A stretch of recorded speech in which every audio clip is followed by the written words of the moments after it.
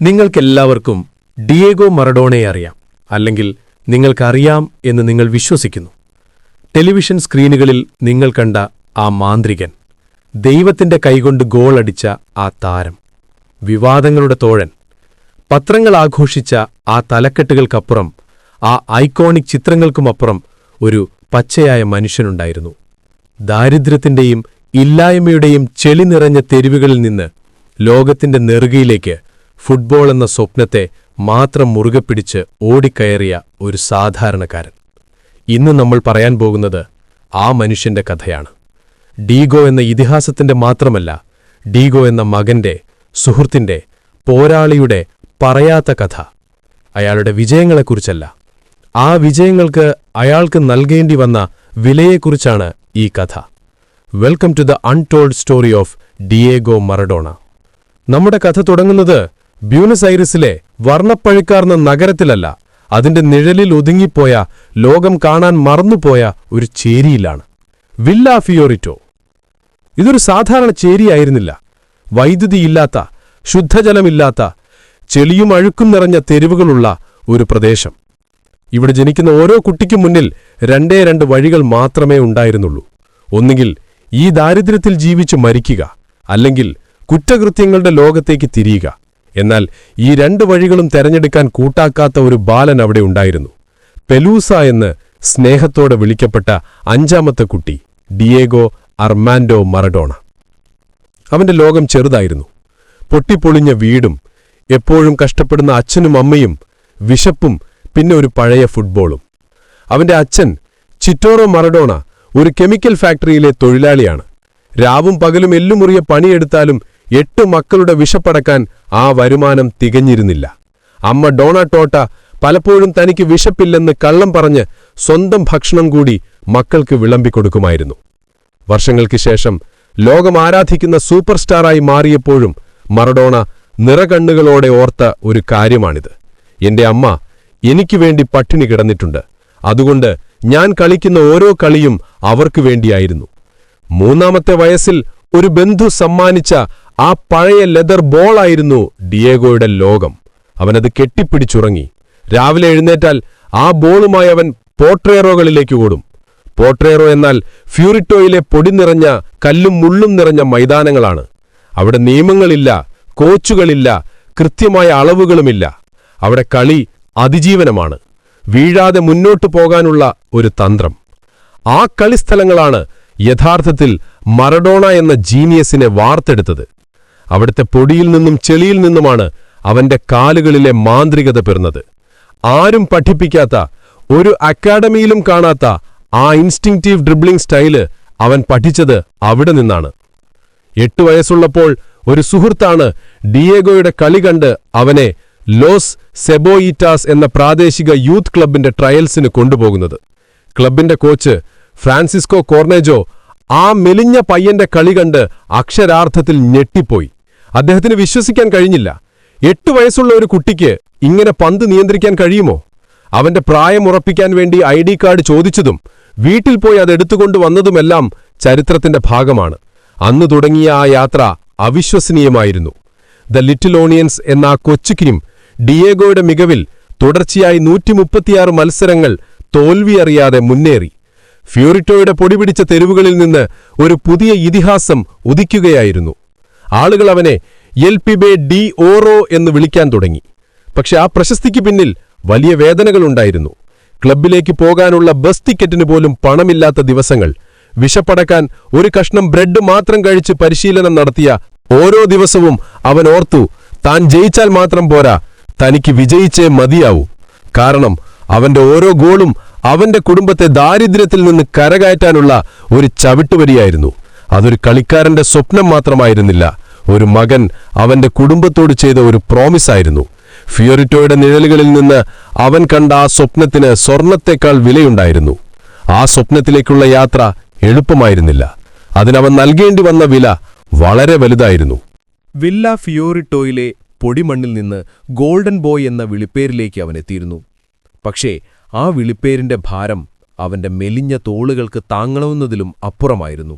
കാരണം ഓരോ പ്രശംസയും ഒരു പ്രതീക്ഷയുടെ ഭാരം കൂടിയാണ് അവനിൽ ഏൽപ്പിച്ചത്. ആ പ്രതീക്ഷകളുടെ ഭാരമാണ് നമ്മൾ the price of a dream എന്ന ഈ അധ്യായത്തിൽ കാണാൻ പോകുന്നത്. 15-ാമത്തെ വയസ്സിൽ അർജന്റീനോസ് ജൂനിയേഴ്സ് എന്ന ഫസ്റ്റ് ഡിവിഷൻ ക്ലബ്ബുമായി ഡിയേഗോ തന്റെ ആദ്യത്തെ പ്രൊഫഷണൽ കോൺട്രാക്റ്റിൽ ഒപ്പുറിച്ചു. അർജന്റീനയുടെ ഫുട്ബോൾ ചരിത്രത്തിലെ ഏറ്റവും പ്രായം കുറഞ്ഞ പ്രൊഫഷണൽ കളിക്കാരനായി അവൻ മാറി. ആ ദിവസം അവന്റെ ജീവിതത്തിലെ ഒരു നിർണായക നിമിഷമായിരുന്നു. ആ കോൺട്രാക്റ്റിൽ നിന്ന് ലഭിച്ച ആദ്യത്തെ ശമ്പളം കൊണ്ട് അവൻ ആദ്യം ചെയ്തതെന്താണെന്നറിയാമോ? അവൻ നേരെ പോയി തന്റെ കുടുംബത്തിനുവേണ്ടി ഒരു വീട് വാങ്ങി. വർഷങ്ങളോളം പൊട്ടിപ്പൊളിഞ്ഞ ഒരു കൂരയിൽ കഴിഞ്ഞിരുന്ന ആ കുടുംബത്തെ അവനൊരു യഥാർത്ഥ വീട്ടിലേക്ക് കൈപിടിച്ചു കയറ്റി. അന്ന് രാത്രി അവന്റെ അച്ഛന്റെയും അമ്മയുടെയും കണ്ണുകളിൽ അവൻ കണ്ട ആ തിളക്കം ലോകകപ്പ് നേടുന്നതിനേക്കാൾ വലുതായിരുന്നു അവനെന്ന് പിന്നീട് മറഡോണ പറഞ്ഞിട്ടുണ്ട്. പക്ഷെ ആ സന്തോഷത്തിനു പിന്നിൽ വലിയൊരു ത്യാഗം മറഞ്ഞിരിപ്പുണ്ടായിരുന്നു. ഡിയേഗോയുടെ ബാല്യം അവിടെ അവസാനിക്കുകയായിരുന്നു. സമപ്രായക്കാരായ കുട്ടികൾ കളിച്ചും ചിരിച്ചും നടക്കുമ്പോൾ അവൻ പ്രൊഫഷണൽ ഫുട്ബോളിന്റെ കഠിനമായ ലോകത്തേക്ക് വലിച്ചെറിയപ്പെട്ടു. പരിശീലനം, കളി, വീണ്ടും പരിശീലനം, ഇതായിരുന്നു അവന്റെ ലോകം. അവന് കൂട്ടുകാരുമായി കറങ്ങി നടക്കാൻ സമയമുണ്ടായിരുന്നില്ല. സിനിമ കാണാനോ പാട്ട് കേൾക്കാനോ കഴിഞ്ഞിരുന്നില്ല. അവന്റെ സ്വപ്നം അവന്റെ ലഹരിയായി മാറി. ഓരോ ദിവസവും അവൻ സ്വയം മെച്ചപ്പെടുത്താൻ ശ്രമിച്ചു. പുലർച്ചെ എഴുന്നേറ്റ് മണിക്കൂറുകളോളം ഒറ്റയ്ക്ക് പരിശീലിക്കും. അവന്റെ ഡ്രിബ്ലിംഗ്, അവന്റെ ഫ്രീ കിക്ക്, അവന്റെ വിഷൻ എല്ലാം അവൻ സ്വയം ചെത്തിമിനുക്കിയെടുത്തു. അർജന്റീനോസ് ജൂനിയേഴ്സിനു വേണ്ടി കളിക്കുമ്പോൾ തന്നെ ലോകം ആ പേര് ശ്രദ്ധിച്ചു തുടങ്ങിയിരുന്നു. ഈ പയ്യൻ അസാധാരണനാണ്, ഇവൻ ഫുട്ബോളിന്റെ ഭാവി തന്നെ മാറ്റിയെഴുതുമെന്ന് പലരും അടക്കം പറഞ്ഞു. താമസിയാതെ അർജന്റീനയിലെ ഏറ്റവും വലിയ ക്ലബ്ബുകളിലൊന്നായ ബൊക്ക ജൂനിയേഴ്സ് അവനെ സ്വന്തമാക്കി. ബൊക്കയുടെ നീലയും മഞ്ഞയും ജേഴ്സി അണിയുക എന്നത് ഏതൊരു അർജന്റീനക്കാരന്റെയും സ്വപ്നമാണ്. ഡിയേഗോയ്ക്കും അതൊരു സ്വപ്ന സാക്ഷാത്കാരമായിരുന്നു. ബൊക്കയുടെ ഹോം ഗ്രൗണ്ടായ ലാ ബോംബണേറ സ്റ്റേഡിയം അവനെ ഒരു രാജാവിനെ പോലെയാണ് വരവേറ്റത്. അവിടുത്തെ ആരവങ്ങൾക്കിടയിൽ അവൻ കളിച്ചു, ഗോളടിച്ചു, ടീമിനെ വിജയങ്ങളിലേക്ക് നയിച്ചു. എന്നാൽ ഈ സമയത്താണ് അവൻ ആദ്യമായി പ്രശസ്തിയുടെ മറുപുറം കാണുന്നത്. അവൻ എവിടെ പോയാലും ആളുകൾ അവനെ പൊതിഞ്ഞു. അവന് സ്വകാര്യത നഷ്ടപ്പെട്ടു. ഒരു സാധാരണ മനുഷ്യനായി ജീവിക്കാനുള്ള സ്വാതന്ത്ര്യം അവൻ പതിയെ പതിയെ മറന്നു തുടങ്ങി. പത്രങ്ങളും മാധ്യമങ്ങളും അവന്റെ ഓരോ ചലനവും ആഘോഷിച്ചു. അവനൊരു കളിക്കാരൻ മാത്രമല്ല, ഒരു രാജ്യത്തിന്റെ മുഴുവൻ പ്രതീക്ഷയുമായി മാറി. 1978 ലോകകപ്പ് ടീമിൽ നിന്ന് കോച്ച് സീസർ ലൂയിസ് മെനോട്ടി അവനെ ഒഴിവാക്കിയത് വലിയൊരു ഷോക്കായിരുന്നു. പ്രായം കുറവാണ് കാരണമായി പറഞ്ഞതെങ്കിലും ആ തീരുമാനം ഡിയേഗോയെ തകർത്തു കളഞ്ഞുകളയും. തന്റെ സ്വന്തം നാട്ടിൽ നടന്ന ലോകകപ്പിൽ കളിക്കാൻ കഴിയാത്തതിന്റെ വേദന അവനെ വർഷങ്ങളോളം വേട്ടയാടി. അന്ന് ഞാൻ കരഞ്ഞതുപോലെ എന്റെ ജീവിതത്തിൽ ഞാൻ കരഞ്ഞിട്ടില്ല എന്ന് അവൻ പിന്നീട് പറഞ്ഞിട്ടുണ്ട്. ഈ തിരിച്ചടിയാണ് അവനിലെ പോരാളിയെ കൂടുതൽ ശക്തനാക്കിയത്. താൻ ആരാണെന്ന് ലോകത്തിന് കാണിച്ചു കൊടുക്കുമെന്ന് അവൻ പ്രതിജ്ഞയെടുത്തു. അവന്റെ പരിശീലനം കൂടുതൽ കഠിനമായി. അവന്റെ കളി കൂടുതൽ മൂർച്ചയുള്ളതായി. ഈ സമയത്ത് അവനെ രൂപപ്പെടുത്തിയ ചില വ്യക്തികളുണ്ടായിരുന്നു. കോച്ച് മെനോട്ടിയെപ്പോലെയുള്ളവർ അവന് മാർഗനിർദ്ദേശം നൽകിയപ്പോൾ ഡാനിയൽ പാസറിലെ പോലെയുള്ള സീനിയർ കളിക്കാർ അവനിലെ വാശിയെ ആളിക്കത്തിച്ചു. കളിക്കളത്തിലെ എതിരാളികളേക്കാൾ ടീമിനുള്ളിലെ അധികാര വടംവലികളും ഈഗോ ക്ലാഷുകളുമായിരുന്നു പലപ്പോഴും അവന്റെ ഏറ്റവും വലിയ വെല്ലുവിളി. ഈ യാത്രയിൽ അവന്റെ ശരീരം ഒരുപാട് വേദനകൾ സഹിച്ചു. എതിരാളികളുടെ കഠിനമായ ടാക്കിളുകൾ, തുടർച്ചയായ പരിക്കുകൾ, എന്നാൽ അതിനേക്കാൾ വലുതായിരുന്നു മാനസികമായ സമ്മർദ്ദം. ഒരു രാജ്യത്തിന്റെ മുഴുവൻ ഭാരവും തന്റെ ചുമടിലാണെന്ന ചിന്ത അവനെ ഓരോ നിമിഷവും അലട്ടി. ഫിയോറിറ്റോയിലെ ആ പഴയ പെലൂസ ഇപ്പോൾ ലോകമുറ്റുനോക്കുന്ന ഒരു സൂപ്പർ സ്റ്റാറാണ്. ആ സ്വപ്നത്തിനുവേണ്ടി അവൻ നൽകിയത് അവന്റെ ബാല്യം, സ്വകാര്യത, ഒരു സാധാരണ ജീവിതം. യൂറോപ്പിലേക്കുള്ള വിളി അവനെ തേടിയെത്തിയപ്പോൾ ആ യാത്രയുടെ അടുത്ത ഘട്ടം ആരംഭിക്കുകയായിരുന്നു. ബാഴ്സലോണ എന്ന സ്പാനിഷ് ഭീമൻ അവനുവേണ്ടി കാത്തിരുന്നതായിരുന്നു. അതൊരു പുതിയ തുടക്കമായിരുന്നു. പക്ഷേ അതോടൊപ്പം പുതിയ വെല്ലുവിളികളുടെയും തുടക്കം. യൂറോപ്പിലേക്ക്, ബാഴ്സലോണയിലേക്ക് അവൻ പറന്നിറങ്ങിയത് ഒരു രാജകുമാരനെ പോലെയായിരുന്നു. ലോക റെക്കോർഡ് ട്രാൻസ്ഫർ ഫീ, ആരാധകരുടെ ആരവങ്ങൾ, പ്രതീക്ഷകളുടെ കൊടുമുടി. എന്നാൽ കറ്റാലൻ മണ്ണിൽ അവനെ കാത്തിരുന്നത് പൂമെത്തയായിരുന്നില്ല. അതൊരഗ്നിപരീക്ഷയുടെ തുടക്കമായിരുന്നു. ബാഴ്സലോണയിലെ ആ കാലം മറഡോണയുടെ ജീവിതത്തിലെ ഒരു കറുത്ത അധ്യായമായിരുന്നു. തുടർച്ചയായ പരിക്കുകൾ, ഹെപ്പറ്റൈറ്റിസ് പോലുള്ള അസുഖങ്ങൾ, ക്ലബ്ബ് മാനേജ്മെന്റുമായുള്ള പ്രശ്നങ്ങൾ, അതിനെല്ലാം മകുടം ചാർത്തിക്കൊണ്ട് അത്ലറ്റിക് ബിൽബാവോയുടെ കളിക്കാരനായ അന്റോണി ഗോയ്കോച്ചിയയുടെ ഒരു ഭീകരമായ ടാക്കിൽ. ദ ബുച്ചർ ഓഫ് ബിൽബാവോ എന്നറിയപ്പെട്ട ഗോയ്കോച്ചിയയുടെ ആ ഫൗളിൽ മറഡോണയുടെ കണങ്കാൽ തകർന്നു. അവന്റെ കരിയർ തന്നെ അവസാനിച്ചു എന്ന് പലരും വിധിയെഴുതി. ആ വേദനയോടെ പുൽമൈതാനത്ത് കിടക്കുമ്പോൾ അവൻ തന്റെ സ്വപ്നങ്ങൾ കൺമുന്നിൽ ചിതറിത്തെറിക്കുന്നത് കാണുകയായിരുന്നു. മാസങ്ങൾ നീണ്ട ചികിത്സയ്ക്ക് ശേഷം അവൻ തിരിച്ചു വന്നെങ്കിലും ബാഴ്സലോണയിലെ അവന്റെ ദിവസങ്ങൾ എണ്ണത്തിട്ടിരുന്നു. 1984-ൽ കോപ്പ ഡെൽറേ ഫൈനലിൽ നടന്ന ആ വലിയ കൂട്ടയടി കൂടിയായപ്പോൾ ബാഴ്സലോണ അവനെ കൈവിട്ടു. പ്രശ്നക്കാരൻ, തല തെറിച്ചവൻ, അച്ചടക്കമില്ലാത്തവൻ എന്ന് ലോകം അവനൊരു പുതിയ പേരിട്ടു. അവിടെ നിന്നാണ് അവൻ ഇറ്റലിയിലെ നേപ്പിൾസിലേക്കെത്തുന്നത്. അന്നത്തെ കാലത്ത് നാപ്പോളി ഒരു ശരാശരി ടീം മാത്രമായിരുന്നു. വടക്കൻ ഇറ്റലിയിലെ സമ്പന്ന ക്ലബ്ബുകളായ യുവന്റസിനും AC മിലാനും ഇന്റർ മിലാനും എന്നും പരിഹസിക്കാൻ മാത്രമുള്ളൊരു തെക്കൻ ടീം. പക്ഷേ നാപ്പോളിയുടെ തെരുവുകൾക്ക് മറഡോണയുടെ കഥയുമായി ഒരു സാമ്യമുണ്ടായിരുന്നു. ദാരിദ്ര്യവും അവഗണനയും ഒരു വിജയത്തിനായി ദാഹിക്കുന്ന ഒരു ജനതയും. അവർ അവനെ ഒരു കളിക്കാരനായല്ല കണ്ടത്, ഒരു രക്ഷകനായാണ്. അവൻ അവരുടെ പ്രതീക്ഷയായി. അങ്ങനെയാണ് 1986-ലെ മെക്സിക്കോ ലോകകപ്പ് വരുന്നത്. മറഡോണയ്ക്ക് ഇത് വെറും ഒരു ടൂർണമെന്റായിരുന്നില്ല, ഇത് വ്യക്തിപരമായൊരു തിരിച്ചുവരവിനുള്ള അവസരമായിരുന്നു. ബാഴ്സലോണയിൽ തന്നെ എഴുതിത്തള്ളിയവർക്കുള്ള മറുപടി, താൻ അവസാനിച്ചിട്ടില്ലെന്ന് ലോകത്തോട് വിളിച്ചു പറയാനുള്ള വേദി. അവൻ അർജന്റീനയുടെ ക്യാപ്റ്റനായിരുന്നു. ടീം അത്ര മികച്ചതായിരുന്നില്ല. പലരും ആ ടീമിനെ വൺ മാൻ ആർമി എന്ന് പരിഹസിച്ചു. പക്ഷേ ആ വൺ മാൻ ഒരു കൊടുങ്കാട്ടാകാൻ തയ്യാറെടുക്കുകയായിരുന്നു. ആ ലോകകപ്പിലെ ക്വാർട്ടർ ഫൈനൽ, എതിരാളി ഇംഗ്ലണ്ട്. അതൊരു സാധാരണ ഫുട്ബോൾ മത്സരമായിരുന്നില്ല. 4 വർഷം മുൻപ് 1982-ൽ ഫോക്ലാൻഡ് യുദ്ധത്തിൽ ബ്രിട്ടനോടേറ്റ പരാജയം അർജന്റീനയുടെ ഹൃദയത്തിൽ അപ്പോഴും ഉണങ്ങാതെ കിടന്നിരുന്നു. ആ യുദ്ധം ഒരുപാട് അർജന്റീനിയൻ ചെറുപ്പക്കാരുടെ ജീവനെ എടുത്തിരുന്നു. അതുകൊണ്ട് ആ അസ്റ്റക്ക സ്റ്റേഡിയത്തിലെ പുൽമൈതാനം ഒരു യുദ്ധക്കളം പോലെയായി. ഇത് വെറുമൊരു കളിയല്ല, ഇത് പ്രതികാരമാണ്, അഭിമാനത്തിന്റെ പോരാട്ടമാണ് എന്ന് ഓരോ അർജന്റീനക്കാരനും വിശ്വസിച്ചു. ആ മത്സരത്തിന്റെ ഭാരം മുഴുവൻ മറഡോണയുടെ ചുമലിലായിരുന്നു. 51-ാം മിനിറ്റ്, ചരിത്രം വഴിമാറിയ ആ നിമിഷം. ഇംഗ്ലീഷ് ഡിഫൻഡറുടെ കാലിൽ തട്ടി ഉയർന്ന പന്തിനായി മറഡോണയും ഇംഗ്ലീഷ് ഗോൾ കീപ്പർ പീറ്റർ ഷിൽട്ടണും ഒരുപോലെ ഉയർന്നു ചാടി. ഷിൽട്ടനേക്കാൾ ഉയരം കുറവായിരുന്ന മറഡോണ ആരും കാണാതെ തന്റെ ഇടം കൈകൊണ്ട് പന്ത് വലയിലേക്ക് തട്ടിയിട്ടു. റഫറിക്ക് സംശയമൊന്നും തോന്നിയില്ല. ഗോൾ അനുവദിച്ചു. ഇംഗ്ലീഷ് കളിക്കാർ പ്രതിഷേധിച്ചെങ്കിലും ഫലമുണ്ടായില്ല. മത്സരം ശേഷം മറഡോണ ആ ഗോളിനെ വിശേഷിപ്പിച്ചത് ഇങ്ങനെയാണ്: A little with the head of Maradona and A little with the hand of God. കുറച്ച് മറഡോണയുടെ തലകൊണ്ടും കുറച്ച് ദൈവത്തിന്റെ കൈകൊണ്ടും. വില്ല ഫിയോറിറ്റോയിലെ തെരുവുകളിൽ അവൻ പഠിച്ച അതിജീവനത്തിന്റെ തന്ത്രം, ആ വിവേസ ക്രിയോള്ള അവൻ ലോകവേദിയിൽ അവൻ പ്രയോഗിച്ചു. പക്ഷേ ആ കഥ അവിടെ അവസാനിച്ചില്ല. ആ വിവാദ ഗോളിന് വെറും 4 മിനിറ്റുകൾക്ക് ശേഷം ഫുട്ബോൾ ലോകം അവിശ്വസനീയമായൊരു കാഴ്ചയ്ക്ക് സാക്ഷ്യം വഹിച്ചു. സ്വന്തം പകുതിയിൽ നിന്ന് പന്ത് സ്വീകരിച്ച മറഡോണ ഒരു മാന്ത്രികനെപ്പോലെ ഓട്ടം തുടങ്ങി. 60 യാർഡ് ദൂരം, 10 സെക്കൻഡ്, 5 ഔട്ട്ഫീൽഡ് കളിക്കാർ, പിന്നെ ഗോൾ കീപ്പർ ഷിൽട്ടണും. എല്ലാവരെയും ഒരു ചരടിൽ കോർത്ത മുത്തുകൾ പോലെ അവൻ വെട്ടിയൊഴിഞ്ഞു. Peter Beardsley, Peter Reid, Terry Butcher, Terry Fenwick, അവസാനം ഷിൽട്ടനെയും മറികടന്ന പന്ത് വലയിലേക്കെത്തിക്കുമ്പോൾ ലോകം നിശബ്ദമായി. കമന്റേറ്റർ വിക്ടർ ഹ്യൂഗോ മൊറാലസ് വികാരഭരിതനായി അലറിവിളിച്ചു, brilliant, brilliant, brilliant, goal, goal, goal. What planet did you come from? അതൊരു ഗോളായിരുന്നില്ല, അതൊരു കവിതയായിരുന്നു, ഒരു പ്രാർത്ഥനയായിരുന്നു. ആദ്യത്തെ ഗോൾ ദൈവത്തിന്റെ സഹായത്തോടെയായിരുന്നുവെങ്കിൽ രണ്ടാമത്തേത് അവന്റെ മാത്രം പ്രതിഭയുടെ, അവന്റെ ജീനിയസിന്റെ പ്രഖ്യാപനമായിരുന്നു.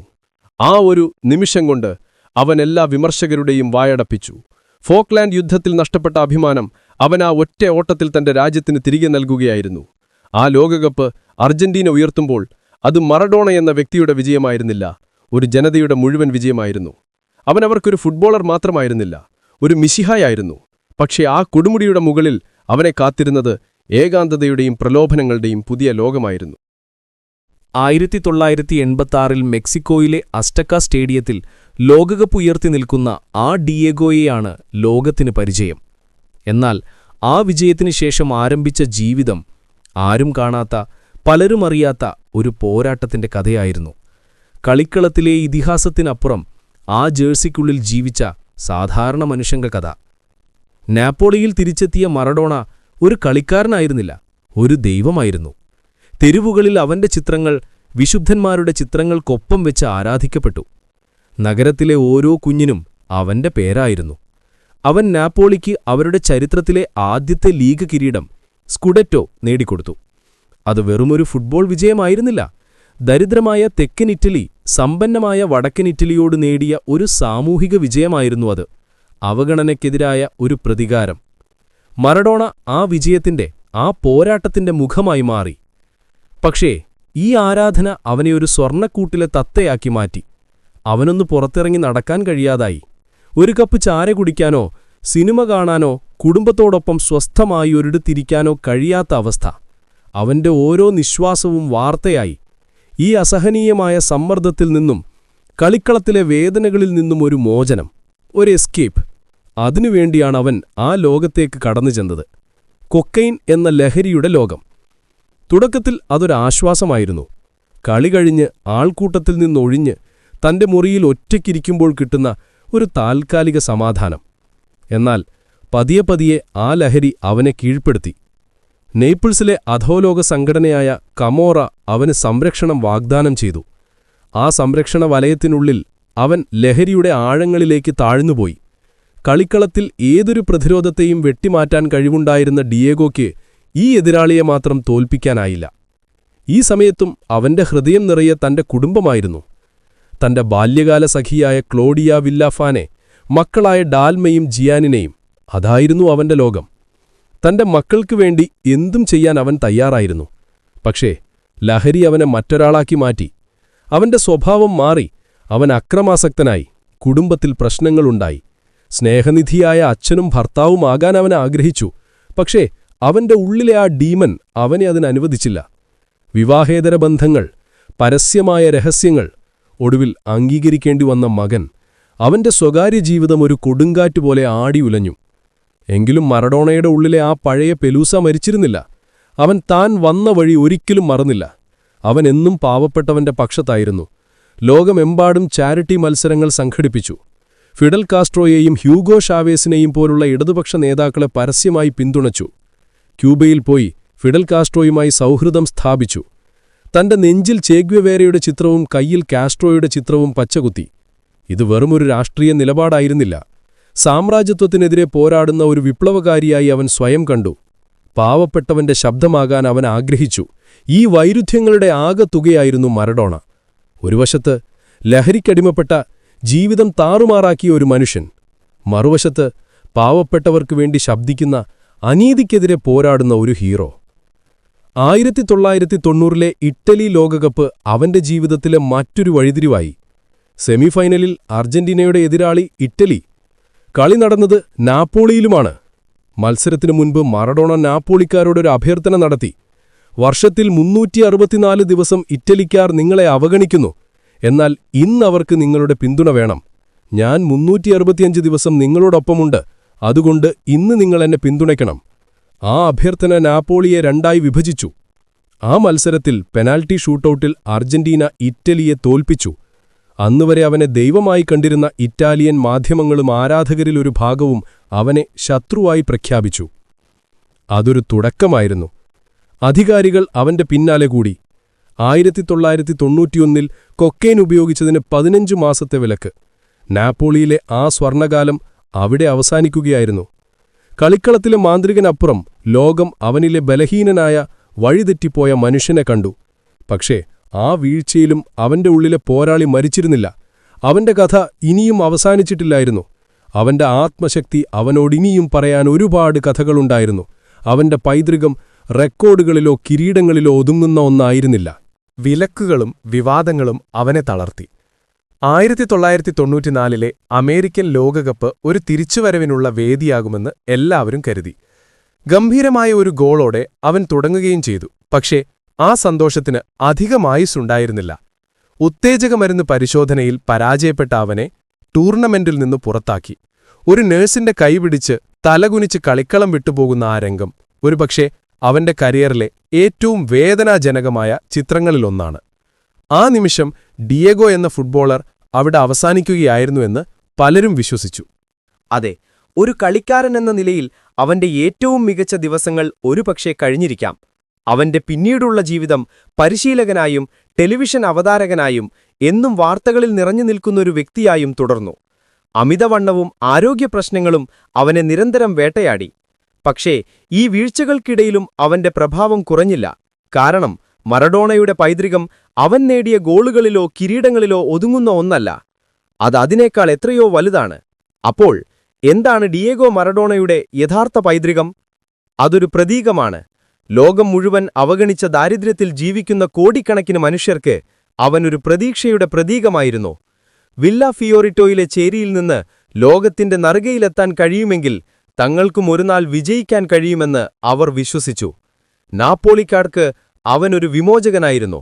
അവർക്കുവേണ്ടി പോരാടാൻ, അവർക്ക് വിജയം സമ്മാനിക്കാൻ വന്ന അവരുടെ സ്വന്തം ദൈവം. അവന്റെ കാലുകളിലുണ്ടായിരുന്നത് പന്തായിരുന്നില്ല, ഒരു ജനതയുടെ മുഴുവൻ സ്വപ്നങ്ങളായിരുന്നു. അവന്റെ ഏറ്റവും വലിയ പൈതൃകം അവന്റെ അപൂർണതയാണ്. മറഡോണ ഒരു വിശുദ്ധനായിരുന്നില്ല. അവൻ ഒരുപാട് തെറ്റുകൾ ചെയ്തു. അവന്റെ ജീവിതത്തിൽ ഒരുപാട് കറുത്ത അധ്യായങ്ങളുണ്ട്.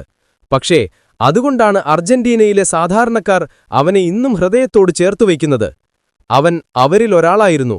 ദേഷ്യം, സ്നേഹം, വാശി, ബലഹീനത, എല്ലാ വികാരങ്ങളുമുള്ള ഒരു പച്ചയായ മനുഷ്യൻ. ലോകം മറഡോണ എന്ന ഇതിഹാസത്തെ ആരാധിച്ചപ്പോൾ ഡിയേഗോ എന്ന സാധാരണ മനുഷ്യൻ ഉള്ളിൽ കിടന്ന് വീർപ്പുമുട്ടി. അവനെ സ്നേഹിച്ചവർക്ക് പോലും അവനെ എങ്ങനെ സഹായിക്കണമെന്ന് അറിയില്ലായിരുന്നു. അവന്റെ പൈതൃകം ഫുട്ബോളിനോടുള്ള അടങ്ങാത്ത അഭിമാനേജവുമാണ്. ലയണൽ മെസ്സിയെപ്പോലുള്ള ഇതിഹാസങ്ങൾ പോലും മറഡോണയെ നോക്കിയാണ് വളർന്നുവന്നത്. അർജന്റീനയുടെ ആ നീലയും വെള്ളയും ജേഴ്സി അണിയുമ്പോൾ എങ്ങനെ കളിക്കണമെന്ന്, രാജ്യത്തിനു വേണ്ടി എങ്ങനെ പോരാടണമെന്ന് അവന്റെ ജീവിതം അവരെ പഠിപ്പിച്ചു. അവൻ കളിക്കളത്തിലൊരു പോരാളിയായിരുന്നു. വീണാലും എഴുന്നേറ്റോടുന്ന, ഒരിക്കലും തോൽവി സമ്മതിക്കാത്ത പോരാളി. അവസാനമായി അവന്റെ പൈതൃകം ഒരു ഓർമ്മപ്പെടുത്തലാണ്. പ്രതിഭ മാത്രം പോരാ ജീവിതത്തിൽ വിജയിക്കാൻ എന്നതിന്റെ ഓർമ്മപ്പെടുത്തൽ. പ്രശസ്തിയുടെ കൊടുമുടിയിൽ നിൽക്കുമ്പോൾ വീണുപോകാതിരിക്കാൻ എത്രത്തോളം ശ്രദ്ധിക്കണം എന്നതിന്റെ ഓർമ്മപ്പെടുത്തൽ. പക്ഷേ അതിനെല്ലാം അപ്പുറം എത്രയൊക്കെ വീണാലും അവസാന ശ്വാസം വരെയും പോരാടണം എന്നതിന്റെ ഏറ്റവും വലിയ ഉദാഹരണമാണ് ഡിയേഗോ മറഡോണ. വില്ല ഫിയോറിറ്റോയിലെ ചെളി നിറഞ്ഞ തെരുവുകളിൽ നിന്ന് തുടങ്ങി ലോക ഫുട്ബോളിന്റെ രാജാവായി, പിന്നീട് വിവാദങ്ങളുടെ കൂട്ടുകാരനായി, ഒടുവിൽ ഒരു ഇതിഹാസമായി മണ്ണോട് ചേർന്ന ഒരു ജീവിതം. ഇതൊരു ഫുട്ബോൾ താരത്തിന്റെ മാത്രം കഥയല്ല, ഇതൊരു പോരാട്ടത്തിന്റെ കഥയാണ്. ദാരിദ്ര്യത്തോടുള്ള, അവഗണനയോടുള്ള, സ്വന്തം ബലഹീനതകളോടുള്ള ഒരു മനുഷ്യന്റെ ഒറ്റയാൾ പോരാട്ടം. ആ പന്ത് അവനൊരു രക്ഷകനായിരുന്നു, അതേസമയം ഒരു ശാപവും. അതവന് ലോകം മുഴുവൻ നേടിക്കൊടുത്തു, പക്ഷെ പകരമായി അവന്റെ സമാധാനം കവർന്നെടുത്തു.